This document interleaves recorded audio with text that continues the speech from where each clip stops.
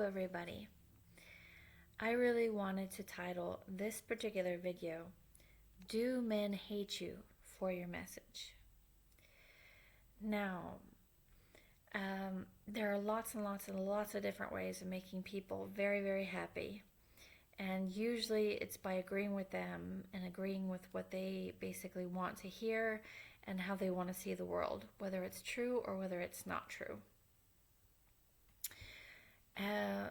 But many, many people who are running races really need to understand that when you're running a race and you're bringing a reality or you're bringing light to the truth of what reality really is, men are going to hate you. They're not going to like you very much for it, especially if it's true, and especially if they don't personally agree with it, or especially if they don't personally want to live it.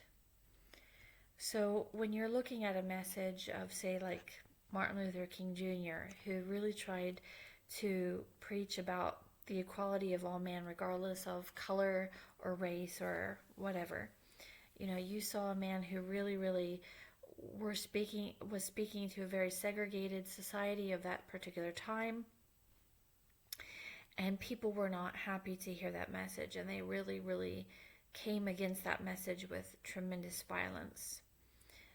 But also, too, you can just as well look at Malcolm X, who came with a different kind of message. He brought the message of Islam, and he basically tried to say that all men were equal, but he took the more Islamic path, which is that if somebody is your enemy, you should definitely strike them down, rather than Martin Luther King Jr., who believed that you should forgive those people who were persecuting you or doing you wrong. And so anybody who's running a race, and anybody who would like to run a race, or anybody who has thought about taking up a cause, they really truly need to understand that if you're bringing a message that isn't beneficial to the interests or the ambitions of the people that you are around, and especially as you become that message, there is a greater and greater likelihood that you will be martyred for that particular message. So, and this is considered a great honor for some people. I personally feel that it's certainly not a dishonor to believe in a message and become so much of a message that people kill you for it. But I don't think that that's the very best way. I really truly believe that the best way is for the community to turn their hearts. But if you ever see a martyr, it is because the people around them completely and totally rejected their message. It doesn't have to do with the person who's actually dying for their message. And if you see a great deal of many people hate somebody and hate the message that they bring, you should be very, very curious as to why. And you should be very curious about what it is about their life and their message that is so inspiring so much rage and so much hatred. And this is actually one of the problems with the church, that as and if the church becomes more and more apostate, they themselves reject the message of Jesus Christ, and they themselves make martyrs of God's people, because they themselves are rejecting the gospel. So you could definitely argue that different areas of different times of history show that people who try to bring reform to the church, or people who try to bring a new aspect of truth to the church, were also persecuted.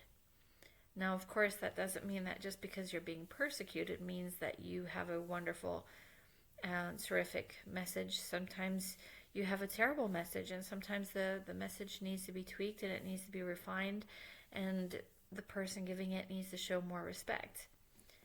Either way, anybody who is a race runner needs to understand that whatever their message does that really offends the people all around them is, they're going to suffer persecution.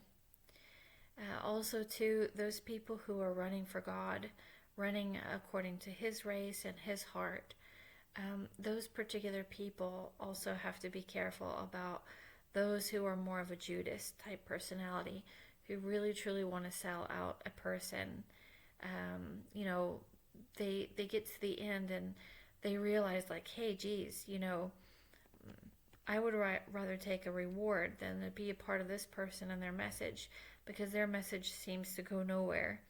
And so they plunk out and they dive out. So there's all kinds of different treacherous things to being a message carrier and barrier. And, you know, it's good to be wise as a serpent and harmless as a dove, because you know, people really underestimate just what people will do to avoid truth and to embrace unreality. So these are just some random little thoughts to tack at the end of my thoughts on the unseen world.